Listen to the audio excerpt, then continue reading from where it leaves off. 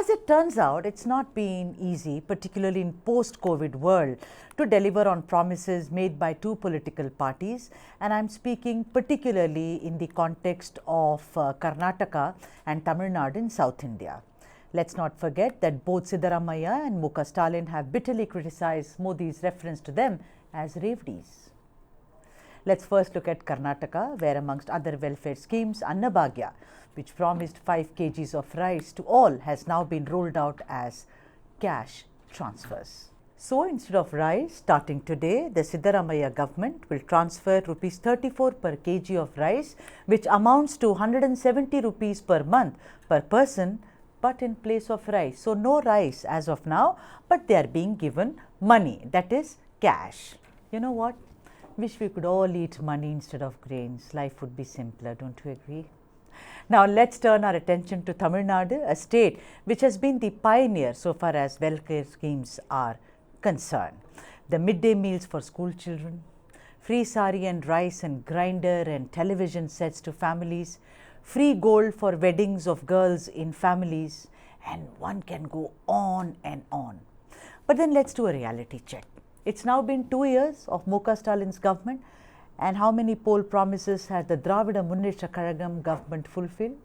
Stalin has of course implemented 3 poll pitches perfectly well. Free bus travel for women, cutbacks in milk prices and state taxes on petrol, though the promised rollback in diesel prices was withheld.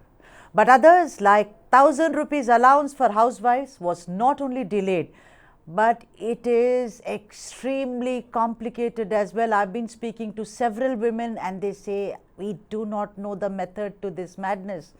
It's now out. Women heads of families who completed 21 years of age or were born before 15th of September 2002 can apply for Kalaignar, Magalir, Urimai, Thittam, which means Kalaignar's Women Entitlement Scheme, which would offer monthly assistance of 1,000 rupees. Each PDS card is counted as a family and only one member of the card is entitled to avail the aid. So far, so good. The story is looking good. But now look at your screens for the eligibility criteria, the Kalaignar Women's Entitlement Scheme as it were. Look at all the eligibility. This is annual income less than 2.5 lakhs, owns less than 5 acres of wetland and 10 acres of dryland.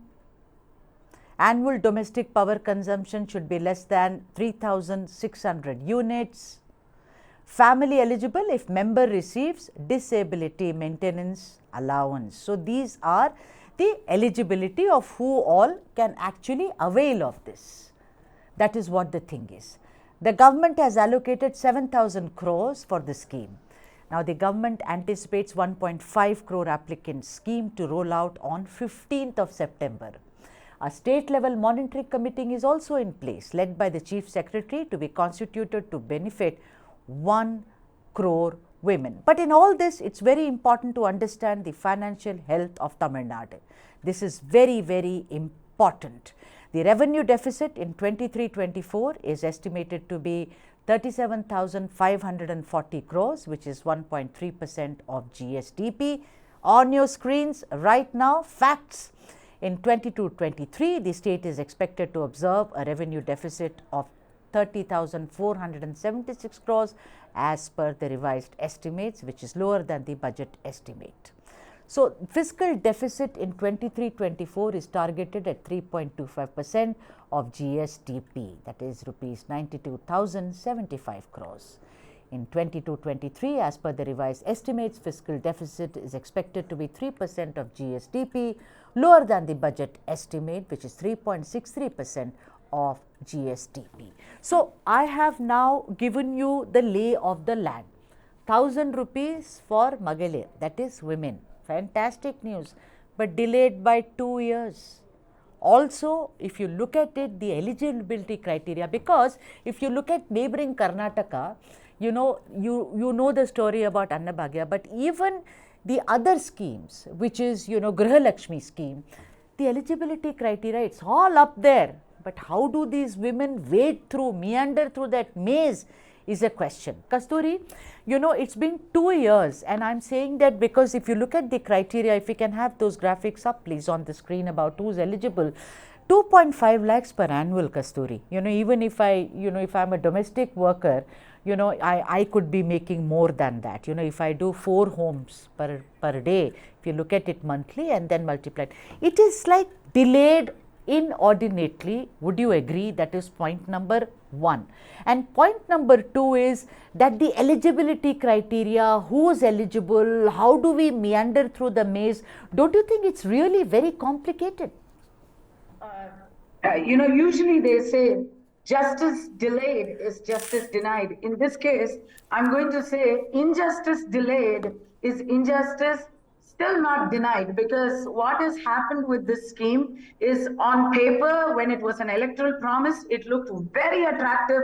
It was very attractive to the women. Usually women stand by the side of the ADMK and Amma Jayalalitha's memory, but they all voted for DMK this time en masse because they were promised a very well-deserved 1,000 rupee relief every month.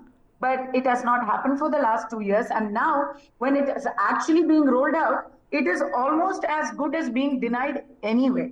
Because out of the 3.5 to 4 crore women of Tamil Nadu, 50% are already gone because of income limits. 50%, another 25% will not qualify because of electricity consumption. Sudha, the electricity consumption of 3,600 units that's a mere 300 units per month for an entire family. If you had 1 or 2 school-going students in the household, you are going to be using that kind of electricity. In fact, ironically, I qualify for this. I don't have a car. I don't use electricity. You know why? Because I keep my house under lock and key.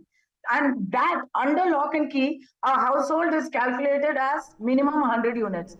The income limit of 2.5 lakhs, that's 20,000, not for the individual person. It's for the entire family. Pensioners, older people, seniors who are receiving pension of pittances of few thousands a month are excluded from the scheme. Expressly excluded. The kind of 8 factors with cofactors and clauses and pauses. It is designed to create what we used to call in the olden days as license Raj.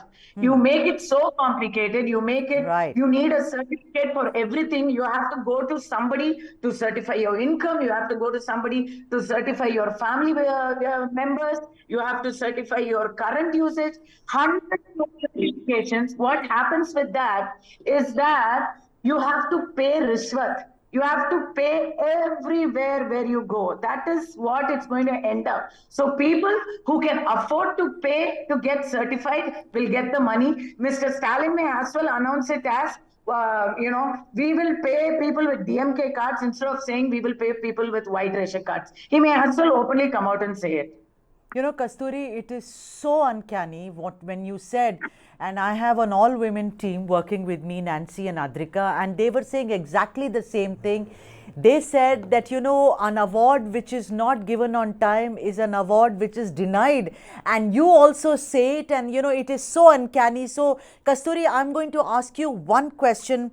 Also in the context of Karnataka and also Tamil Nadu, are governments overcommitting welfare schemes? You see, it is Stalin who, it's been 2 years. He has not delivered on this, but he has delivered on 3. So let me DMK not, say that you've been unfair and biased. He has. But this particular, where 1,000 rupees has to be over-committed, he committed himself. Secondly, Karnataka also, so far as Annabhagya scheme is concerned. Do you think the governments are not really planning it out? Just as a manifesto, part of their manifesto, and also to garner votes, they are announcing the welfare schemes and then doing it because their hands are tied, Kasturi Shankar. Now, I'm going to go a little further and, say something that, it behooves mulling over. This is election year. Karnataka people have come to power now, so they want to show that they are a very, very efficient and functional government. So they want that optics right now. But more than that, both for Tamil Nadu and for Karnataka, 2024 is not far away. Their parliamentary elections are around the corner, and for both Tamil Nadu and Karnataka, MP quota is very, very important in the longer scheme of things, because they have a stable government for the next 4 to 5 years. In Karnataka, they have 3 years. Mr. Stalin has 3 years left. That is not the issue here. They are concentrating on garnering and consolidating votes for 2024. And I think that is why they have started stretching themselves. Absolutely, it is a stretch. Nobody expects it to be a complete success, but it will be very useful in optics, because there will be one beneficiary. They will take 10 beneficiaries and have a big brouhaha, have a big celebration, have a centenary celebration of Kalaignar. We'll have a 30-day government, or 90-day, 100 days of Congress government in Karnataka. They will have all these celebrations, and they will show some beneficiaries. It will come in all the headlines, and then slowly they will be scuttled. They will be given a quiet and slow death. That's what I see happening. Right. S. Venkat Narayan sir, do you think, I'm also going to ask you the same question I asked Kasturi Shankar, and she was very eloquent about the entire thing. Are governments overcommitting welfare schemes, sir? Do you think, in the context just now of Stalin saying 15th September we will start it, he's named it, on his father's name, of course, and there is nothing wrong with it. But the point is that it is over. These are poor women, Mr. Venkat Narayan, someone whose annual income is not more than 2.5 lakhs. These are women who must have waited for 2 years, similar to Annabhagya scheme, where you're waiting for rice. Instead, you get money, and if that money is going into if it goes into the hands of men, one had it, it may be going to something else. So don't you think there is overcommitment, and delivery is kind of very, very poor when it comes to this? You're absolutely right, Sudha. It's very unfortunate that in our country, political parties, in the hope of capturing power, make all kinds of promises in their manifestos, and once they win elections, they forget all about implementing them. You see, here, women being offered 1,000 rupees per month, that presumes that these women are illiterate, they are uneducated, and they are poor. And to expect them to fill up any number of forms and run from place to place and bribe people to get this 1,000 rupees, in the name of Muthuvel Karunanidhi, is really pathetic. I am opposed to this business of what the Prime Minister calls revenues. I mean, freebies to win elections. I would rather that these people undertake. But Mr. Venkat Narayan, Tamil Nadu has done a very good job. Yeoman service when it comes to welfare schemes. It's not Revadi. There I am a South Indian and a Tamil. Whether it was Jayalalitha, MGR, Jayalalitha, even Kalaignar, all of them have done, a good job. Today someone can stand and say Revadi, etc. They were the ones who started the midday meal scheme, and also, giving Tali gold for women who were getting married, the cradle ceremony. Let me come back to you. Salem Dharanidharan, who is the spokesperson for the Dravida Munneta Kazhagam, is also joining it. Can you hear me, Dharanidharan? Hi. Yes, I can hear you very well. Yes, yeah, I can hear you. I want to ask you the next talking point. Why did Muka Stalin delay the Kalaignar, Magalir, Urimai, Thittam, scheme? What was the reason for delaying it by 2 years, Dharanidharan? See, any point in the manifesto, I think there is not, since we are not supposed to do it immediately, right? Though our leadership within the 2 years time managed to fulfill 80% of the manifesto promises that we had made. In fact, we also went a step ahead and announced schemes that are not in the manifesto, such as Urimai Thittam, that is doling out 1,000 rupees for government school girls joining college. And secondly, non-Mudulan scheme, that is skilling of students in government school as well as in government colleges. So we also announced schemes that are not mentioned in the manifesto, And you have to look at where all this comes from. When Tamil Nadu had a best finances in 2011, under specifically on the other party, Tamil Nadu's finances deteriorated 2016 to 2021. Tamil Nadu's revenue deficit was minus 60,000 crores, and immediately after DMK took power after 10 years gap, there was really bad COVID wave for about 3-4 months. And you have to also remember that ADMK was not able to pay pension to governmental staff, and that's why they increased the retirement of governmental staff. But within 1 year, we managed to reduce fiscal deficit by 7,000 and next year by 30,000, and then managed to fulfill 80% of the poll promises, right? And once the finances have normalized, we have introduced this scheme because it is going to cost the most. Compared to the other state governments. Dharanidharan, I heard you out. Dharanidharan, I remember very well doing stories. Muka Stalin had said within 100 days. I can show you, maybe get those speeches from archives. 100 days he said. No, doesn't matter. Doesn't matter, Dharanidharan. 100 days doesn't mean 100th day. It's you are running a government. It's not a joke. Maybe he said it. I'm giving him the benefit of the doubt. Please listen to me. But 2 years is way too long. Then you say that always, let me tell you that Tamil Nadu's health, so far as financial health is concerned, it's one of the best. You know, Gujarat, Tamil Nadu, Maharashtra, these three have always done well. If you have a revenue deficit, Dharanidharan, it is not new news. It's always been there. We can go into GST payments, etc., etc. I am just asking you one thing. There are more women voters in Tamil Nadu. Number one, I am talking like a politician. Number two, as a woman, I think these are very, very marginalized women. Your party talks about those who are marginalized. Your party talks about Samutvam. Your party talks about equality towards women. Why was it delayed? These are women, 2.5 lakhs per annum. Dharanidharan, someone's got to kidding me, you know. This isn't for women like me, and I'm including myself, privileged as it were. These are extremely poor women. So I'm asking you to just say, hey, everything cannot be, you know, done at the same time. We delayed it. Why was it delayed to such an extent is I'm asking you on behalf of all the women of Tamil Nadu. See, the first and foremost is, I think, observation that Tamil Nadu finances are always bad is not true. In 2011, debt to GDP of Tamil Nadu was about 17%. Okay. In 2021, when they demitted office, ADMK, it was 28%. According to our RBI, permissive limit is only 17%. And if it was under 20%, the state is doing really well. So it was 28%. So those things also have to be taken into consideration. And earlier speaker, when he spoke, he said, freebies is the reason for Tamil Nadu's financial mess. Definitely not.